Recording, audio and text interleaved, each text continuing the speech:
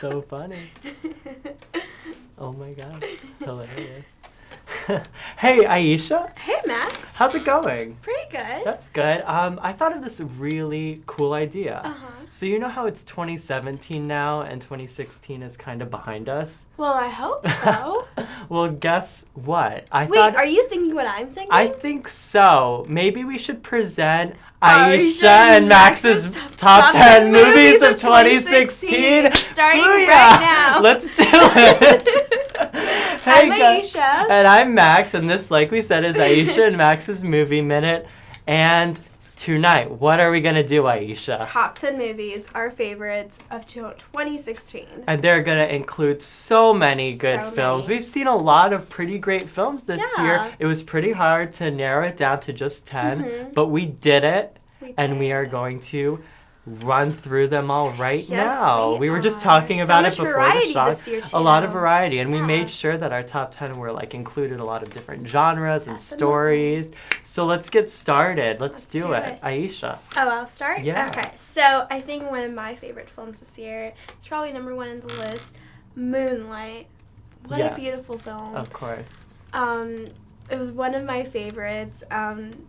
The screenplay just hits you, to the core.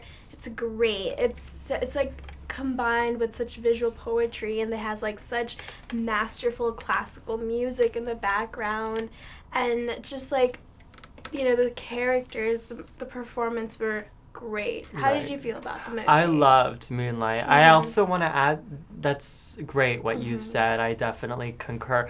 The editing, too, I thought was very good Mhm. because there wasn't a moment where I was bored. It was very tight, the movie. Yeah, I couldn't find any flaw in this movie. There was no subplots. There was no. It was just. It was- It was a boy yeah. going through, like, growing up in an urban neighborhood and just exploring himself and trying to find his identity, which a lot of people can relate to also. Right. No, yeah, that's exactly what it was about. It just Mhm. told the story of this boy living in Miami, just a Mhm. coming of age story. It takes place in like 3 different time periods, so maybe that's why it felt like it Mhm. was a lot shorter than it really was, and that's why the editing was really good because it kind of tells the story from him when he was a child, a teenager, and then like a young adult. Mhm. And just him dealing with like his sexuality and just his relationships with different people, living where he lived, growing up. So it was a very beautiful story. The Was. cinematography was great. Great. The acting, especially from Mhm. Mahershala Ali Yes, and Naomi Harris, who Harris. plays the mother. But also Trevante Rhodes too. yeah, I think all the Upcoming. actors who Mhm. played the character of Chiron, who was the main Yes. character, was great. And it was just a Barry beautiful Jenkins film. really put us into the character's shoes, I think. I Right. think it was very from his perspective, and I think it was just a beautiful main movie. Everything just seemed so real and raw.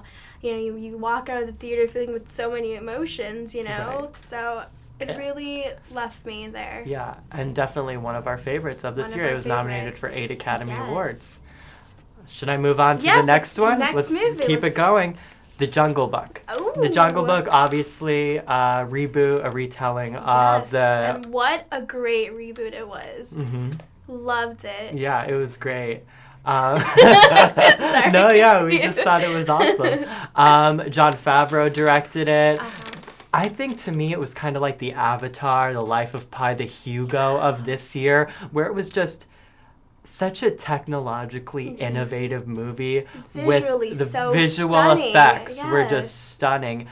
They really used that to their advantage, and it was just a beautiful film. Just the scenery of the jungle and the animals, and the actor who played Mowgli, Neil Sethi, I believe is his name. He was really good for someone who wasn't was. reacting to anyone because Yeah. obviously those Everything animals was, like, weren't green there. screen, so like it was just him and the green screen and like Right. maybe some Muppets of the animals. So I thought it was Right. so He was the only like real human in the movie. Everyone else was just in the sound stages, like just doing the voiceover, like Bill Murray and all of them. But it was really just a beautiful movie. I'm just giving it, I'm putting it in our top 5 just because of the innovation that film carried with it in terms of the effects, the technology, the sound, the production design. Very state-of-the-art and very much a breakthrough, I would say, in cinematic history. And that will go down, I think, just like Avatar, just like all those movies, as definitely something agree. that definitely broke down barriers in terms of the technology behind movies. Did you think it would be nominated for Best Film? I knew it would be a long shot, but I did think it had a chance. But once the precursors started chiming in, you knew that that kind of wasn't going to happen. But it is nominated for Best Visual Effects at the Oscars, and it's probably going to win that because it was so good in that area. But, just putting the effects behind, just the story, it stayed true to the story, and the story is so sacred to people because it's like a childhood story that people grew up with watching in the movie and reading because it was a book, The Jungle Book. So the fact that they stayed true to it, along with just, telling it now to a new generation of children, it's something that's very touching and very heartwarming. Very memorable for me. Yeah, and they could have done it so wrong, but they didn't. Yeah, they everything was exceeded. perfect from beginning to end. Yep. All right, let's move on to the next one. I guess we can talk about Fences, one of our favorite films. We watched it together. I'd say the main 3 reasons to watch this movie is August Wilson, the performances, and just the story of a man struggling to what's that word? I know what you're trying to say. Just struggling to maybe just make ends meet or just deal with just trying to. You want to go ahead and take that one? It's a very complex story. This movie was a very because it deals with his relationship to his wife. With his wife, it deals it deals with his relationship and the dynamics of his relationship with his children, with his friend that he goes to work with death. He walks the line between him. With death throughout the movie. Yes, Denzel Washington. He plays such a complex We just character. talked about this before the show a little bit. You might have heard it in the beginning, but he was on and off he directed the movie as well. Yeah. This was a play, and August Wilson actually wrote the screenplay before he died, so this was really... Was he nominated, August Wilson, for Best Screenplay? Yes, for Best That's Screenplay. great. So it was a posthumous nomination. And you can kind of tell throughout the movie that this was based on a play because it was very wordy, a lot of dialogue. There was not... But nothing was wrong with that. There was nothing wrong with that, of course, but there was not, there's not too much to breathe on it. There's just very wordy. And some people... No, yeah, that's a perfect way to say it. I was just going to say, because going into the movie, I was a little nervous because I was like, oh, this is based on a play. It's going to be super boring. Just everyone's going to be talking. And, it was very wordy, like you said, but it just kept your attention because it really was the story and just the complexities of the relationship that Denzel Washington had with his wife, played by Viola Davis, or had with his children, or had with his... real simple story. Very simple story.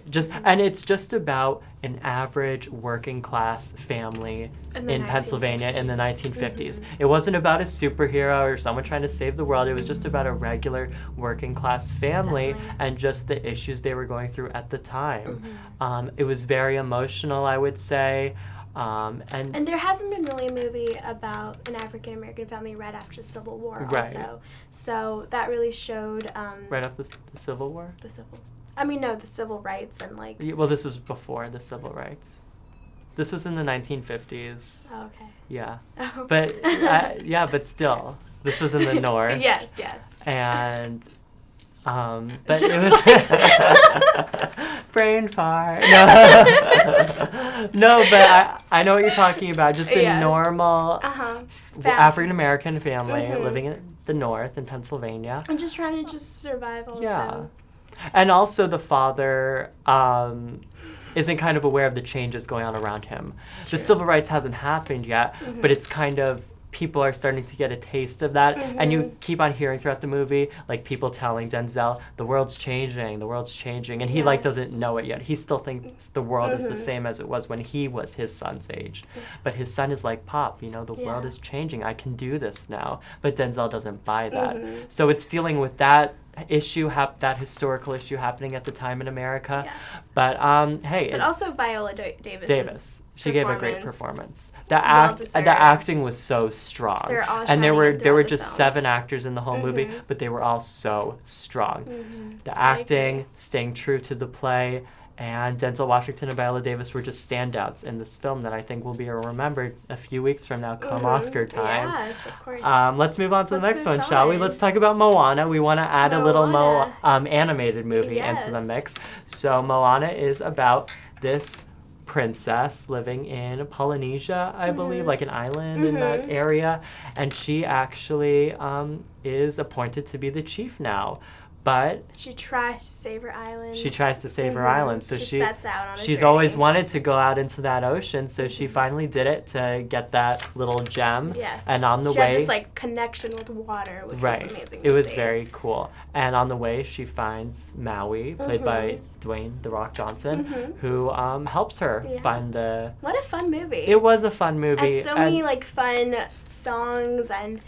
Disney doesn't disappoint with songs.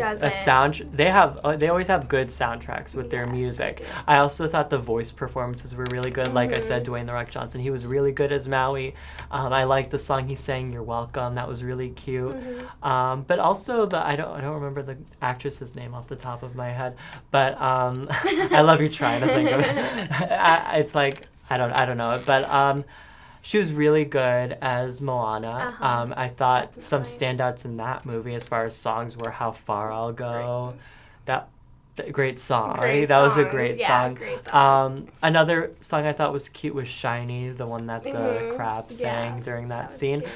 But yeah, I mean, like we said, it's Disney, and they really can't disappoint. They always deliver an original story with very vivid colors and great vocal Such a performances. great family movie. Just anyone can watch it. Also, like it's for everyone to watch. That's true. Yeah. Great movie. Yeah. So, shall we move on? And it's nominated for 2 Academy Awards for Best Animated Feature and Best Original Song for How Far I'll Go. Nice. Lin-Manuel Miranda, Hamilton. Oh, nice. Right. All right, let's move on to the next one, shall we? Lion. Okay. Great movie. One of my favorites. Talk a little bit about Lion. Lion is about a boy who gets lost from his family, and he ends up on a train, and he's been on this train for 3 days and ends up in a different place. And it's just his like journey from getting lost and being adopted in Australia by this couple. And 20 years later, he grows up, gets all these memories, and he tries to look for his mom and his family using Google Earth. So what a remarkable story. It's based on a true story. Dev Patel, Nicole Kidman, great performances shining throughout the movie. I just love this movie. It was beautiful. It was very close to my heart. Left the theater feeling. I just love this movie. It was great. Yeah, it was a great movie. And no, I do agree with you that it really, it's incredible how he was able to find his biological mother through Google Maps. Google Earth, excuse me. But such a great story that really did deserve to be on a true story. Told on the big screen. I thought Dev Patel gave a great performance. But, I thought who else gave a great performance that's not really receiving attention is Sonny Pawar, the kid. I mean, he, was basically the lead in that first half of the movie, and he carried it so well. He was such a great performer in that movie. Very good. I mean, I was kind of connecting it to Jacob Tremblay's performance last year in Room, just another kid actor who's just doing such a great job at holding their own and helping to carry this movie. But even with Sonny Pawar, he's was in a way better because it was just him. It was just him, yeah. Whereas Jacob Tremblay and Brie Larson were together last year. But it was him carrying throughout the half the movie, him getting first lost, half of the movie. Trying to find his way back, and then just being adopted also. Yeah, exactly. And I thought that could have deserved some recognition as well, but it didn't, which was weird. But yeah, Dev Patel was very good as the older version of him. And Nicole Kidman also gave a really great performance as the adoptive mother. It's such a great story of motherhood. Yeah. It just makes you think about your mama. Yeah. I was definitely connecting it as I was watching the movie about it's such a warm movie. Yeah, very much so. About just a mother or even just a parent's love for their child, even if that child isn't theirs. So it was very touching and something that anyone who has a mom or a dad could connect with. I was really glad this movie was nominated for Best Film in the Oscars. Six Academy Awards. Best Picture, Best Screenplay, I believe, Best Supporting Actor, and Best Supporting Actress, along with a couple others, but I can't think of them right now. But yeah, it got a lot of attention. Let's move on to the next one. All right. We were going to get to this one. Ayesha, you probably know what the movie is. La La Land. Oh, boy. So it's becoming a little basic now with everyone talking about it. But we just have to. So La La Land, nominated for 14 Academy Awards, including Best Picture. It's about two artists living in present-day Los Angeles. Emma Stone, who plays Mia Dolan, an aspiring actress, and Ryan Gosling. I love how I'm just looking in the camera. Ryan Gosling playing Sebastian Wilder, who wants to own his own jazz club, who's very passionate about jazz and wants to make sure that the root of jazz still is alive in the city of Los Angeles, and it doesn't lose any meaning, and it doesn't get transformed into some weird present-day stuff. So, but it's like a movie it just seems like a 1950s movie in like the modern day. And it's such a modern day musical, and we haven't seen something like that. No, that's true. And they definitely did pay homage to the musicals of the 1950s, like Singin' in the Rain, musicals like that. And so it could be like very nostalgic for like older people or even people our age who did watch those old musicals and are now watching this. Let's talk about performances. Ryan Gosling was very good. He, learned how to play the piano. He was singing. He was dancing. So he was very versatile. Yes. And but I really do think this was just Emma Stone's movie. Yeah. I think Emma Stone just swept the floor. She was the throbbing heart of this movie. She really was the throbbing heart of this movie. She gave her everything. Yeah, and she just kept the movie going. You were more, I feel like, invested in her character than you were in Ryan Gosling's. Especially like her last scene with the song. Yeah, audition. Don't give anything away. But Ryan Gosling and Emma Stone are both nominated for Best Actor and Best Actress, but in a way I do think Ryan Gosling is more supporting in this movie, just supporting Emma.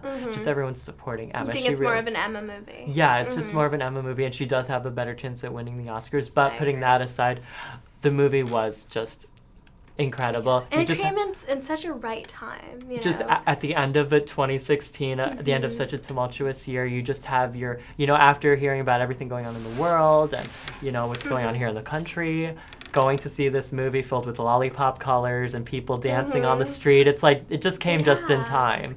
And just the costumes were great. Everything was colorful. It took place in LA. Dance hits, the song. It was about dreamers, artists. I mean, this is it. This is the Hollywood Best movie. Picture right here. It's like we're calling the Oscars love this kind of stuff. That's they love true. a movie about Hollywood. The Artist, Argo, Birdman. They love movies about themselves that are like movies. They're very. But La La Land is well deserved, and it was. We're acting like it already won. It was well deserved that they won Best Picture, but it was great. And Damien Chazelle, he did Whiplash a couple of years ago. I personally liked Whiplash better, but anyway, I did. Wow. I did. Okay. Damien just. But La La Land jazz, was outstanding too. Yeah, he loves jazz. This is his second feature film, and he's only 32 years old. Wow.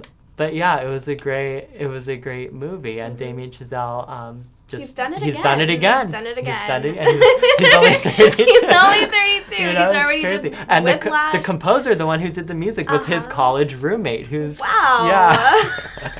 Damien Chazelle. They're just doing it. They're just back 2 years later, back at it again. All right. Well, we should probably keep going because we have just a little bit of time left. So, but yes, we love La La Land and record-tying 14 nominations. Absolutely. So let's move on. You want to go ahead? Nocturnal Animals. Nocturnal Animals. What a crazy movie. A crazy movie, very disturbing. Tom Ford gives us just a well-acted thriller, and it's so sophisticated also. I think this movie really stands out to me because it's really different. It's different from any other movies I've seen. It's so original also. You think it's original? Is it not?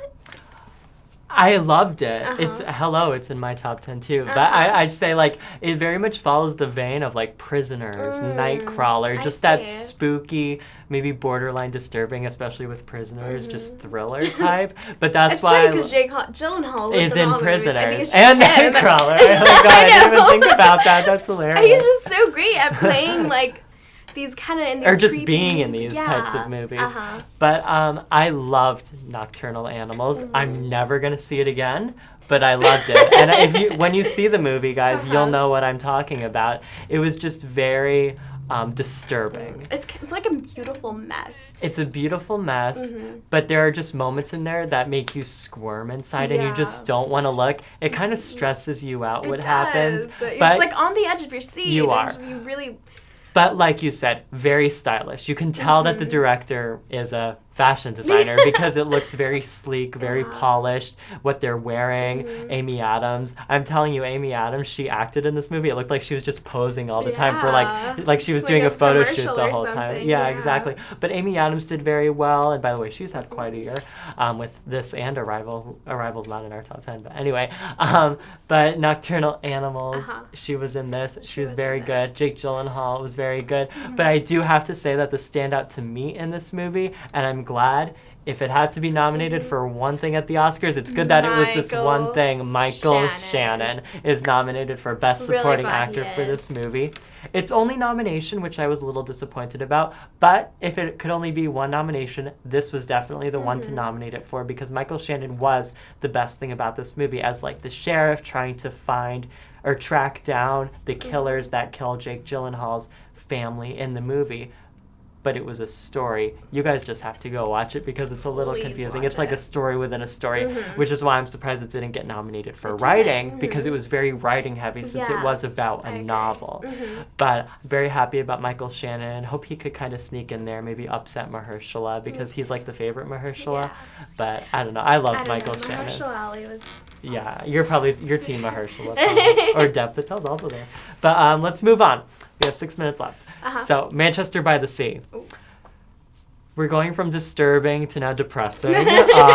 So, Manchester by the Sea. I also can't watch this movie again. That's true. Lots of movies we love, but we just can't watch again. That's what it is. It's such a heavy film. It is a very heavy film, very depressing. It's a tragic film about just a personal loss, multiple personal losses, and just we're just following around this man played by Casey Affleck on him dealing with the losses and having to reconnect with his nephew because of a personal tragedy, and just seeing the dynamics of that relationship, but also seeing the dynamics of his relationship with his ex-wife, played by Michelle Williams. Michelle Williams is like barely in it. She has like limited screen time, but she's nominated for Best Supporting Actress. And it is because of this one just gut-wrenching scene where you're just like, oh my god, it just takes your breath away because it's just so painful, the scene she is in, the emotions going on in that scene. So Michelle Williams definitely showcased so much emotional range in this movie. Casey Affleck, kind of the opposite, like no emotional range,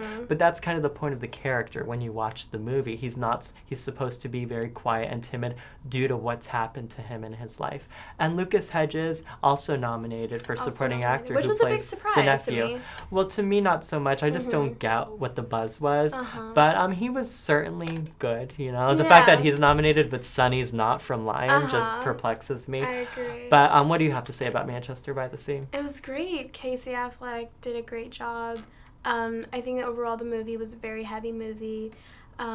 It's also just like a simple movie. Something that just happens, you know, in someone's life, and it's really portrayed in a really nice way. Right. So. And I also just want to say the writing was really good too. It was very, like, the writing was very important to this movie, and I think that it did a really good job with that. And it's probably going to win writing. I mean, the only competition it would have would be La La Land. But I don't see why La La Land would beat this for writing. I mean, when you think La La Land, you don't think writing. I think I've said that to you before. But then again, it La La Land's writing was a little bit cheesy. Yeah. we agree on that one. We reacted a lot on that. Yeah, we've talked about that. Anyway, moving on from the writing of La La Land to Jackie. Is this the last one, Jackie, or do you have Jackie. more? No, you have Jackie. Okay. Yeah. Is this the last one then? Okay. So let's talk about the 10th and final movie of Ayesha and Max's Movie Minute. It is Jackie. Now, by the name, you can probably tell it's about Jackie Kennedy. Natalie Portman plays Jackie Kennedy. It's just dealing with the aftermath of her husband, John F. Kennedy, being assassinated, and just her having to deal with like the funeral and the procession and just the emotional dynamic into that. Ayesha, what did you think about Jackie? And then I'll offer mine.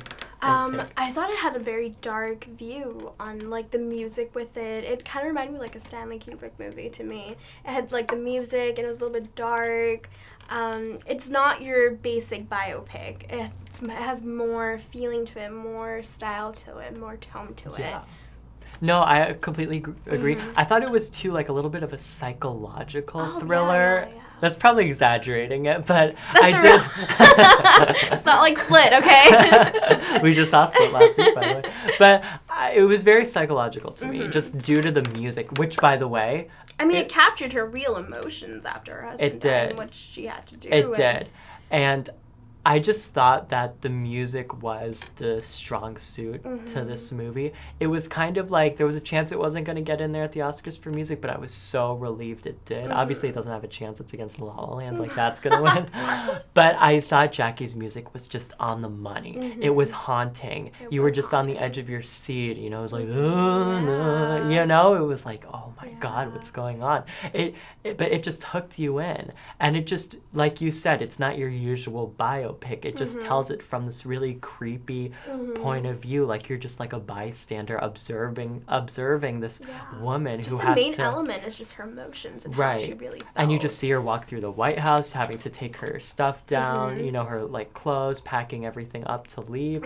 Very emotional. To talk about Natalie Portman's performance too. She's nominated for Best Actress, and she gives a very stunning performance as Jackie Kennedy. She does. I have to say, like, I was a little annoyed at first by her performance because it was very breathy and I don't know, I just found it a little irritating. I think that's how like the film But then when I saw an interview by Jackie Kennedy, spot on, and she just gave a perfect, like, she immersed herself. She got the voice right, she got the body language right. It's very great movie. No, yeah, it was very good. It could have also probably even been nominated for Best Picture because it was such a great movie, but it probably just missed out. That last lot, you know, it could have been for Jackie. It could have been number 10. I know. It could have been Jackie. It could have been Nocturnal Animals. Uh-huh. It could have been any one of the movies that we had. But bottom line, these were our top 10 movies. A pretty great top 10, I have to say. The time just went by. We had a lot of variety in our movies. We had a lot of variety. Like we said, we went from a biopic about Jackie Kennedy to a depressing story about Jungle Book. to Jungle Book to Moana. We had a couple Disney flicks in there. So it was a really great top 10. Diversity is a lot better this year. We're looking forward, I think, to the Oscars, where most, if not many, of these movies are going to be nominated. So 2 weeks from tonight, we're going to have our third and final show. Third time will be the charm. And we are going to provide, it's just going to be a week and a couple days before the Oscars. We're going to give our final Oscar predictions. So stay tuned 2 weeks from tonight. Have a good night, guys. Bye. Bye.